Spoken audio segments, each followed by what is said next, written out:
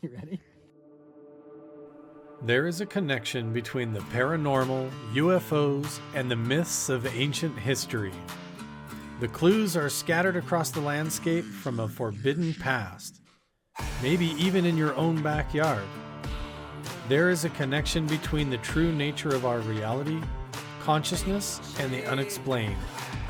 I'm Carl the Crusher. Let's explore the unknown.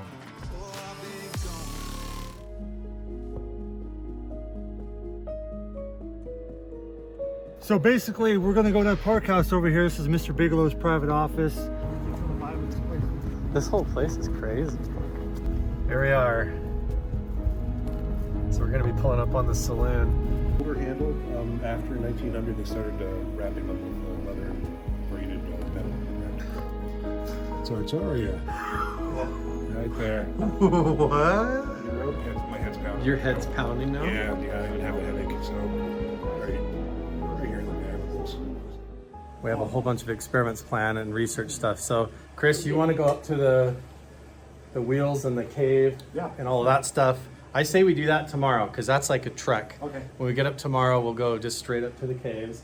I say today we do like an orientation where we hike a loop around the ranch and up and around. And then tonight we're going to do techno shaman stuff with Brent. Chris Lado's got quantum physics experiments with lasers and fog machines that we're going to do. And we're going to do like a seance and a bunch of stuff with the spirit ladies. Yeah. It's going to be awesome. And my wife was pregnant with her first son, and we were kind of scrambling for a good job because I was transferring back from Montana back to Canada, back to Las Vegas. And I reached out to my friends that out there and got hired at 51 first. And then another friend of mine said, hey, I got some gig in security. Yeah, 51, yeah. And then my other friend was like, hey, I got some gig in Utah. Do you have a clearance? I'm like, yeah. So I met with him in private, and he's like, hey, this is the job. He was very vague about it. And then the next day I had a meeting with him and Colm at a park house. And then, they asked me normal security questions, and then it was like, how do you feel about the paranormal? And I'm like, I wasn't too sure how to answer because I had a Q clearance in the DOE. I'm like, All of a sudden you're a kook. yeah. And so, but I was like, I'm going to answer honestly. And so I did. I said, yeah, I do believe in it. And that was it. We wrapped up the interview, and I sat downstairs, and my friend came in, he's like, you got the job. And then a month later, I'm on Skinwalker Ranch. And that's where it all started. And then for 8 years, he's a human guinea pig biosensor. Well, 6 years. 6 years, sorry. Yeah, 8 years total. Or no, 8 years total. Yeah. But, and now here we are at Mount Wilson Ranch. And we're going to use him as a human guinea pig biosensor. But at least this time you know that we're doing it. Right. You're aware. And you get to choose whether you want to do it or not. Well, I'm game. Right. I'm game for it. That's the correlation. Everything is the Native Americans. The Native Americans are the foundation of almost every single site that reports paranormal and UFOs. It always goes back to those traditional foundations of, okay, who was here before us? And then you dive in those cultures and you realize they talk about star people. And that's why the artifacts are important, because then you can have physical evidence to link up a timeline. And then that makes all sense. And then some people ignore it, but I embrace it fully. Yeah. It's written in stone. It's in stone. Literally. It's not up for About as interpretation. clear as that. I mean, it's not up for, when you see something in the skies, you don't know what it is.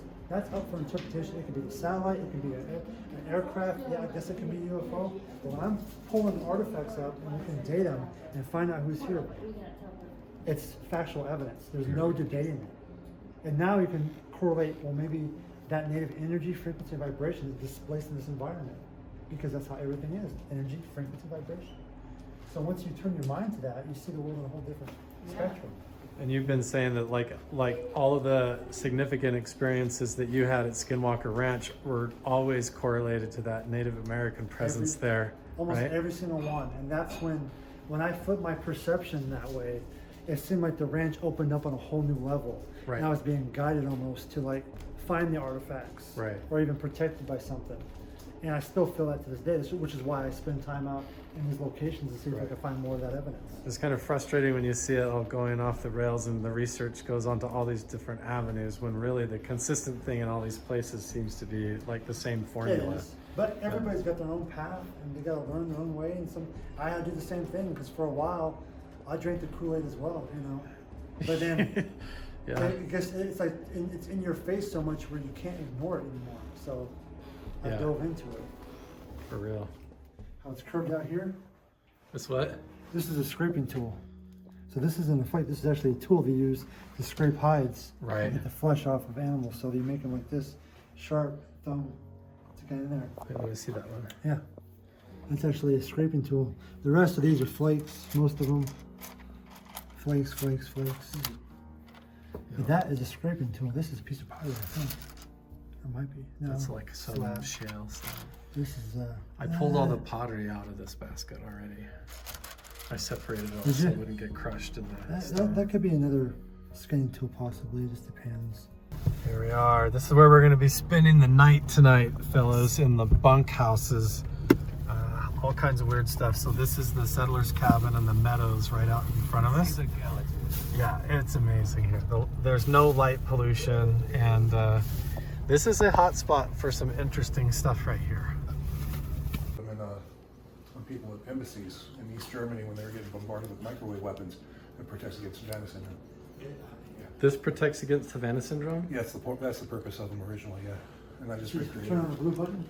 Yeah, so if you look in the little guide, Oh, sorry. it's got a table of the different hertz. One of them is 7.8 hertz. So if you want to be in the Schumann frequency for meditation, you put it on with these switches. 3 is these first 3.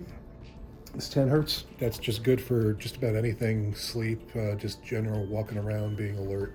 If you want to be, if you want to lift weights or something and be hyped up, you put the last one on. It puts you up to 20 hertz, 25 hertz. But 3 is just about perfect for sleeping. I put it on the bedside table when I sleep, or I wear it around like this if I just need to be focused and not be affected by electromagnetic interference. Computer monitors, all 3 that. up? Yeah, so 3, if you turn it upside down here, yeah, you can see there. It's kind of upside down. Oh, okay, cool. So and as soon as you turn it on, this is a test button. You push the button down and see what it's pulsing at.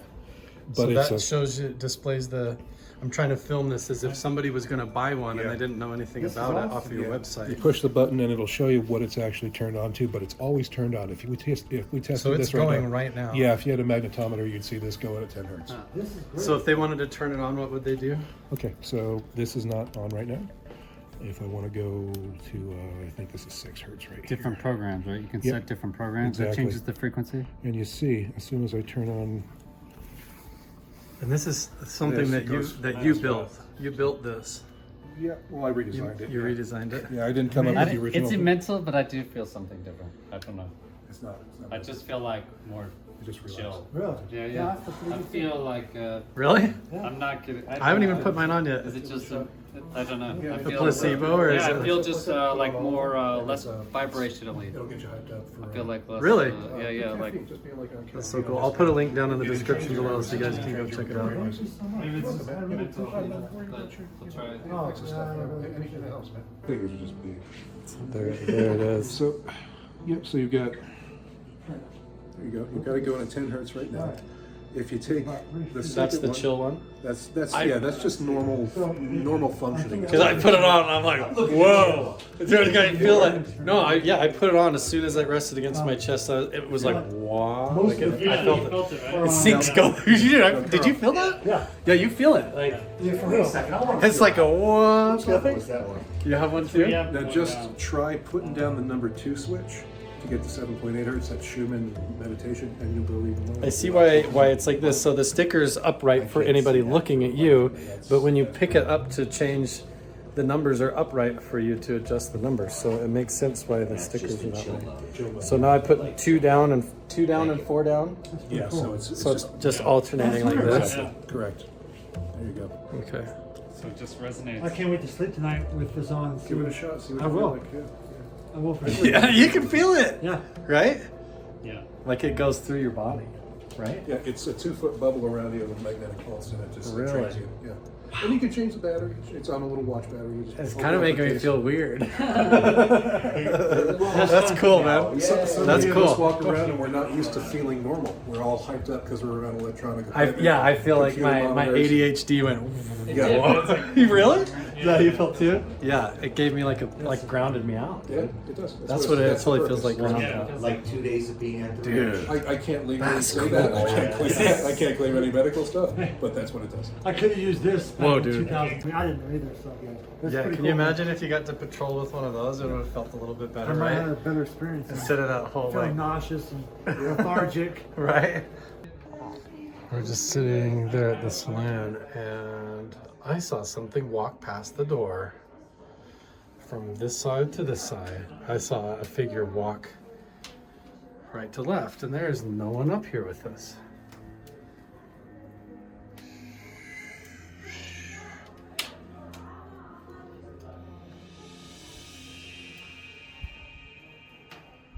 I saw someone walk past the doorway.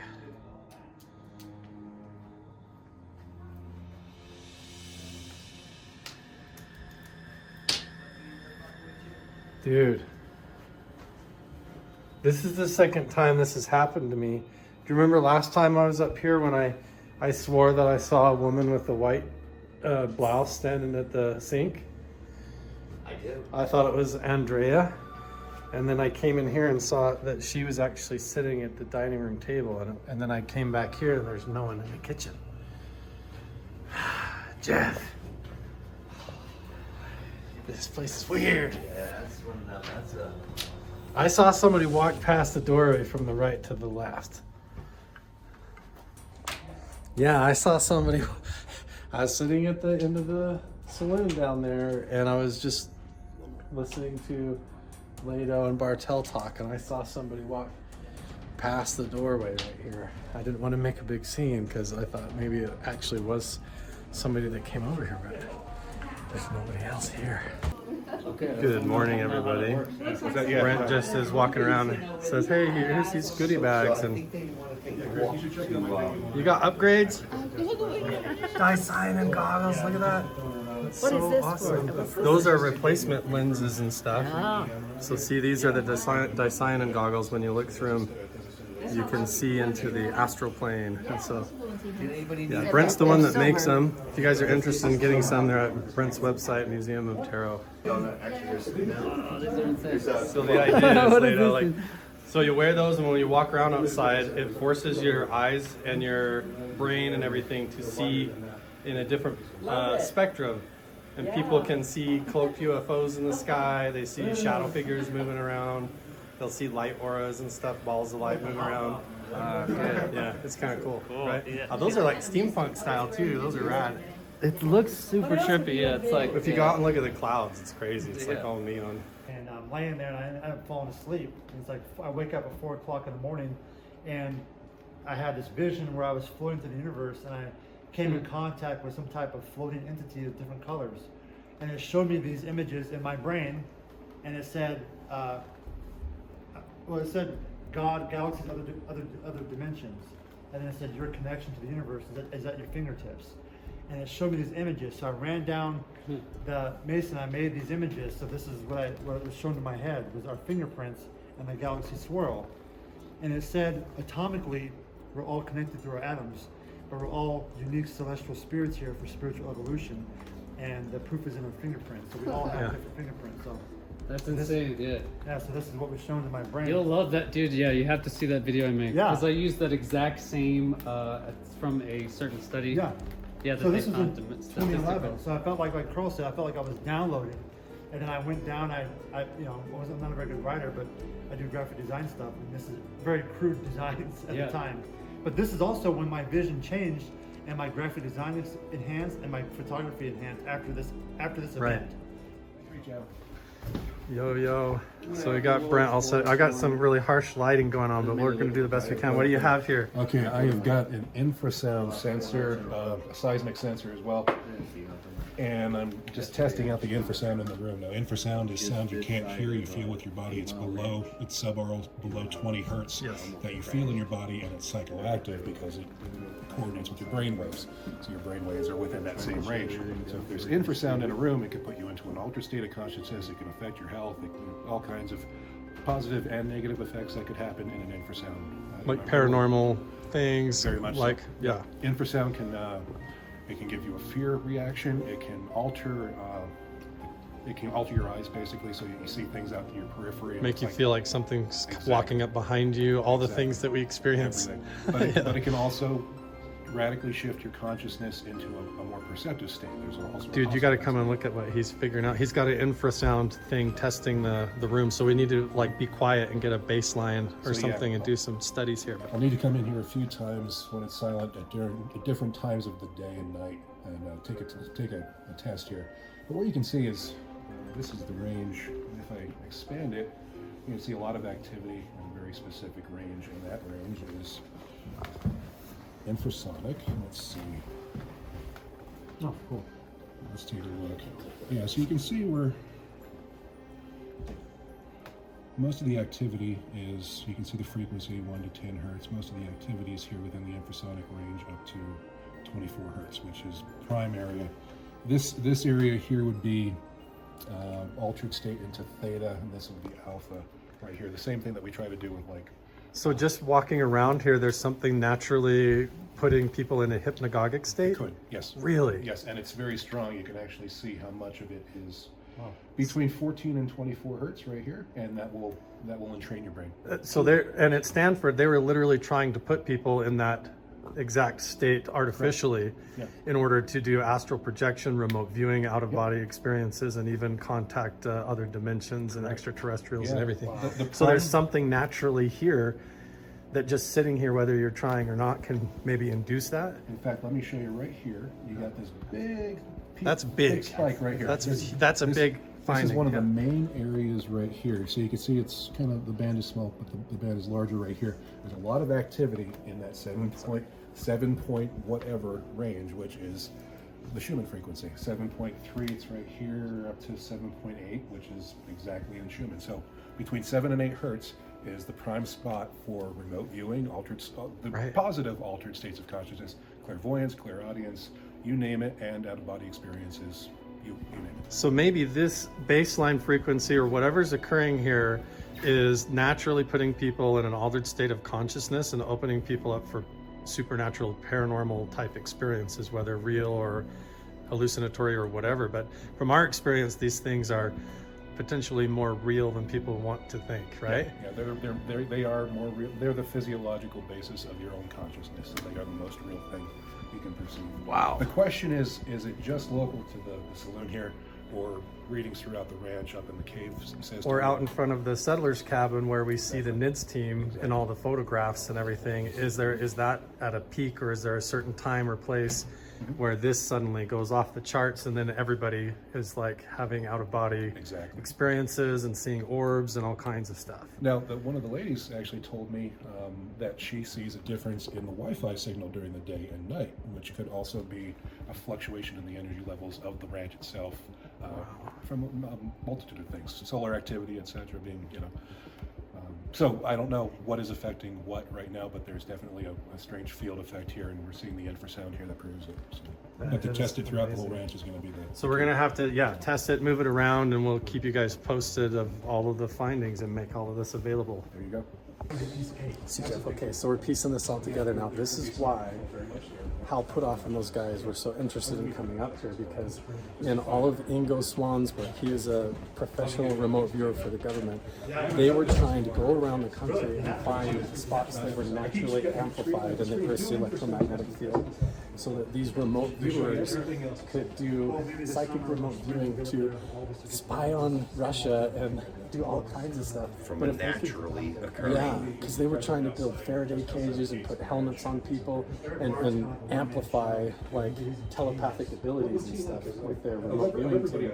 But what they found is they could come to certain places that geologically were way more powerful than anything they could do in a lab.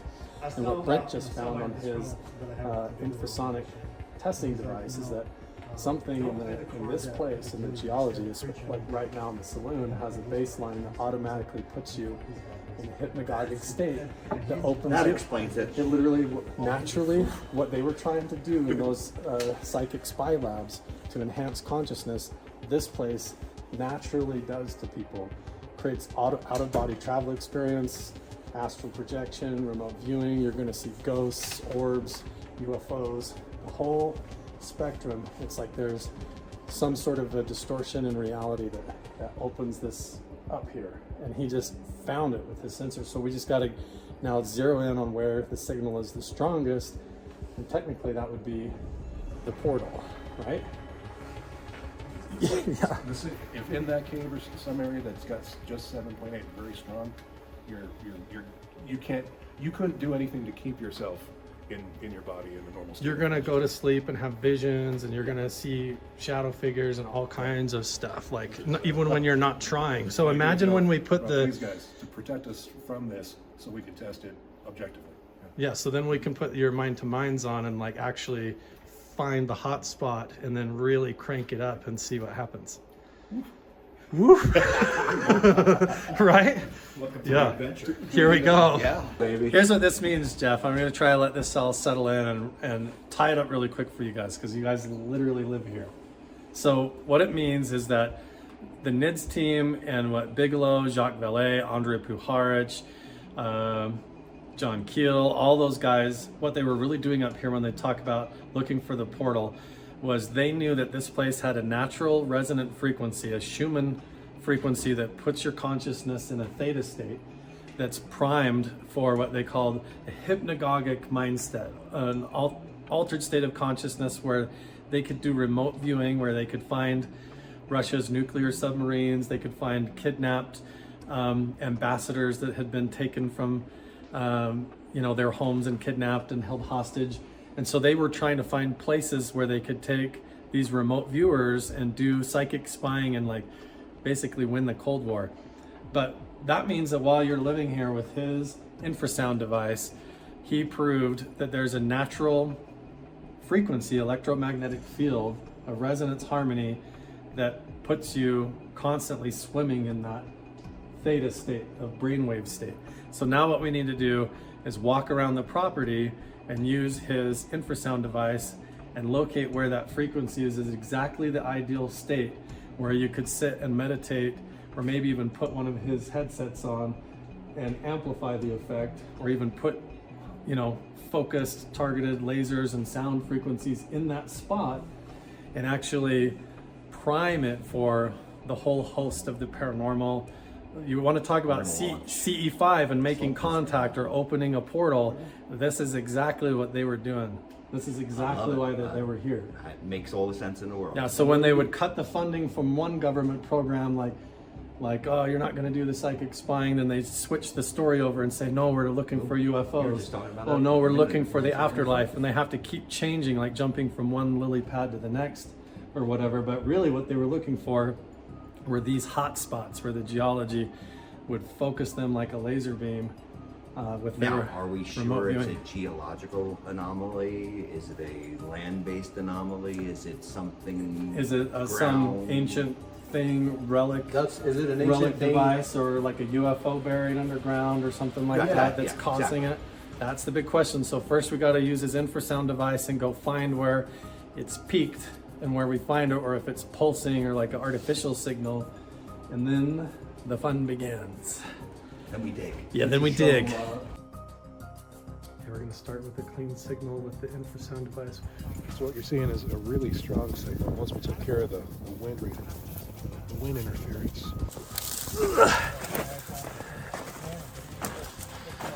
Here we are again with the infrasound device, but this time we are up at the original house where the archaeologists from California had the first sightings of the shaman. Holy balls. Look at that. Okay, you getting this? Yes, Okay, dude. jumping balls. TikTok. This is not normal.